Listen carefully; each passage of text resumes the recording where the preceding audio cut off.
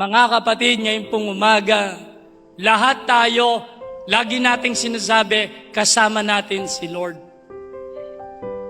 Pero nakakalungkot pag dumadating na ang bagyo ng buhay.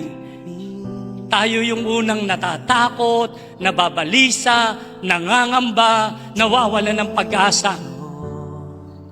Wala tayong pinagkaibahan sa mga alagad ng Panginoon. Nung naglalayag sila, dumating ang malakas na unos. Nang makita nila, nangangalit ang alon, napakalakas ng hangin. Bigla silang nangamba, natakot sila, nagambala sila. Nakalimutan nila habang naglalayag sila, kasama nila ang Panginoon. Tingin mo kayo mabuti kay Pastor.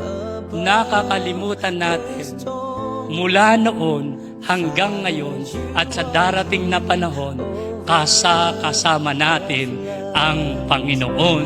And I will be still.